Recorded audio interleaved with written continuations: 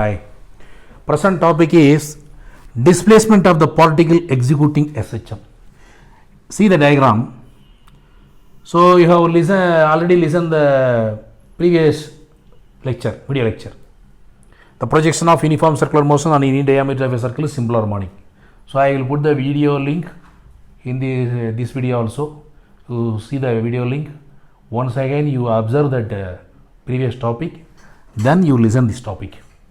So this is a reference circle, you know. Here x is the horizontal displacement, ym is the horizontal displacement, and yn is the vertical displacement y. So along x prime, the horizontal displacement is x, y prime, the vertical displacement is y. So how to find out the displacement, horizontal and vertical? So here you observe this diagram, please. So taking the triangle OPN, OPN, consider this triangle. So if it is theta, it is also theta. So sine means opposite side by hypotenuse. So if you want to take sine theta, what is opposite side? Yn is the opposite side. Hypotenuse is OP. So sine theta is equal to ON by OP. So ON is y, vertical displacement. So ON is equal to OP sin theta. You know ON is equal to y. OP is nothing but radius of the circle r sin theta. But you know theta is equal to omega t. Why? Angular displacement is equal to angular velocity into time. Theta is equal to omega into t. So I can write y is equal to r sin omega t. So the horizontal displacement x, how we can find out? Suppose if you take the triangle OPM, you consider this triangle OPM. In this triangle, cos theta I want to take. Adjacent side is OM. Cos theta is equal to adjacent side is OM by hypotenuse OP. So OM is equal to OP cos theta. OM is equal to OP cos theta. What is OM? X. X is OM. OP is R cos theta. X equal to R. Theta you know cos omega t. So cos omega t. Instead of theta you are substituting omega t. So we are getting two displacements. It is vertical displacement y equal to R sin omega t. X equal to R cos omega t is horizontal displacement. So this is called displacement of the particle executing SHM. So the next one is velocity. Velocity of the particle executing SHM. See this diagram, a small changes in the diagram.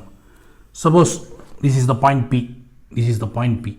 At point P, suppose V is the linear velocity which is moving in this direction. The velocity V can be resolved, otherwise divided into two components. This component is V cos theta, this component is V sin theta.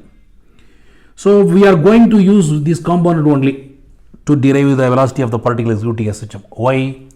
Because if we imagine a particle in the place of projection n, it executes simple harmonic motion.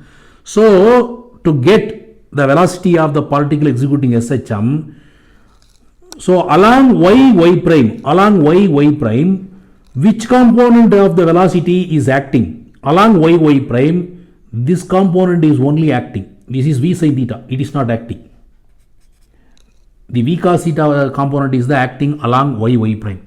So the velocity of the particle executing SHM or the velocity of projection n is given by V is equal to V cos theta. Here I am going to remind you the relation between linear and angular velocity. Relation between linear and angular velocity is given by V is equal to R omega. You have studied in the lower classes. So if you are substituting V is equal to R omega, then you know already theta is equal to omega t. So cos omega t. So V is equal to R omega cos omega t. So you know sin square omega t plus cos square omega t is equal to 1. Cos square omega t is equal to 1 minus sin square omega t. So cos omega t is equal to square root of 1 minus sin square omega t. So substituting the value of cos omega t here, instead of cos omega t, you substitute root of 1 minus sin square omega t. Already we have it. So in the previous lecture we have seen the displacement of the particle executing SHM. So y is equal to r sin omega t is the vertical displacement. So sin omega t is equal to y by r. Sin omega t is equal to y by r. You substitute that value, square root of 1 minus y sin square omega t means y square by r square. Suppose if you are taking LCM, r square minus y square. So in the next step, square root of r square minus y square by r square. Suppose if you are taking square root for r square, then it will come r omega square root of r square minus y square by square root of r square. Square root of r square only simply r. So this r will be cancelled. So you will get v is equal to omega square root of r square minus y square. This is the final velocity of the particle executing SHM. V is equal to omega square root of r square minus y square. This is the expression. So how we are deriving the velocity of the particle executing SHM?